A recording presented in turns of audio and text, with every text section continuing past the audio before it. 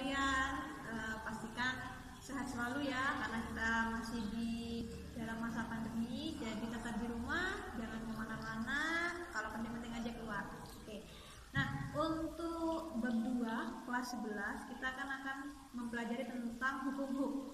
Nah, hukum-hukum di situ ada satu praktikum untuk menentukan hubungan antara gaya sama pertambahan panjang pegas. Nah, untuk itu karena kalian tidak bisa praktikum karena masih di rumah, maka untuk praktikumnya saya akan demonstrasikan lewat video ini.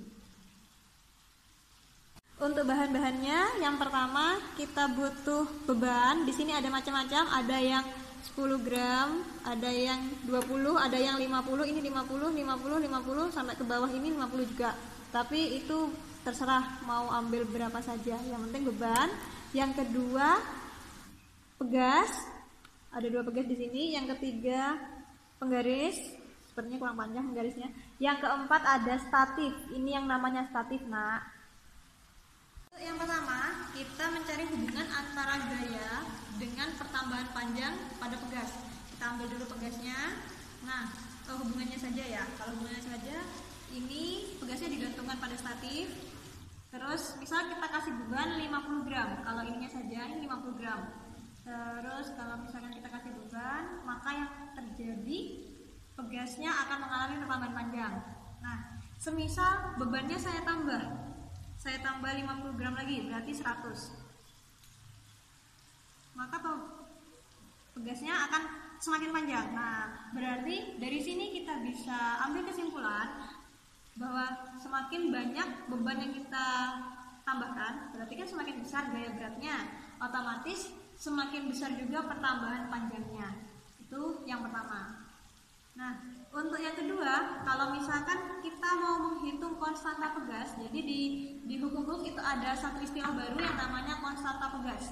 Konstanta pegas itu karakteristik dari pegas itu. Jadi saya punya 2 pegas di sini, dia punya konstanta pegas yang berbeda. Bisa dibuktikan caranya seperti ini. Misalkan yang pertama saya kasih beban 50 gram.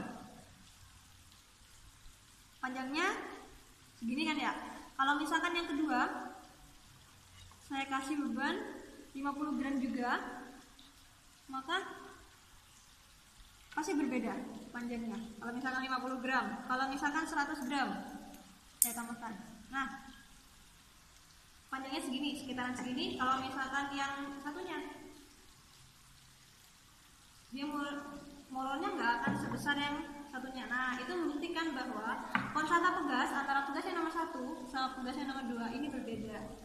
Jadi konstanta pegas setiap dari 2 pegas ini berbeda karena karakteristiknya berbeda. Bisa dilihat di sini dia luas penampangnya berbeda.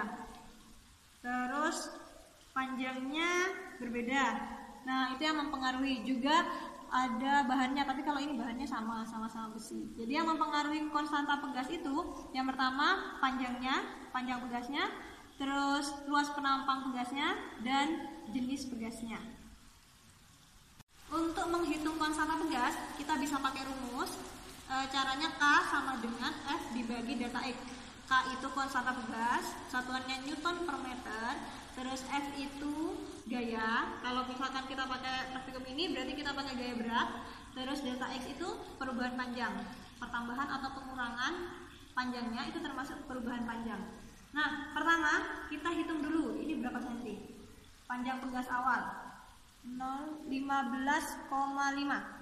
panjangnya. Nah, setelah itu untuk menghitung konstanta pegas, misal kita kasih beban 50 gram. Nah, 50 gram ini silahkan konversi menjadi gaya berat berapa? Kan kalau 50 gram konversi dulu ke kilogram, setelah itu dikalikan dengan gravitasi untuk cari W, M kali G. Nah, setelah diberi beban, ternyata dia bertambah panjang. X-nya, X2-nya 22,5. Tadi 15,5 terus bisa jadi 22,5, berarti nambahnya 7 cm. Nah, itu dimasukkan di dalam delta X. Jadi delta X-nya 7 cm. Terus bebannya tadi 50 gram dijadikan Newton. Bagaimana? Nah, nanti akan ketemu nilai K-nya. K sama dengan F-nya dibagi dengan delta X atau perubahan panjang. Ini begini cara menghitung konstanta pegas. memakai praktikum dan memakai rumus. Oke, untuk hukum huk ceritanya hanya sekian saja, praktikumnya sekian. Semoga kalian mengerti. Jadi nanti seandainya di kelas 3 kalian praktikum, ujian praktek, maka kalian bisa dengan mempelajari video saja. Terima kasih. Assalamualaikum warahmatullahi wabarakatuh.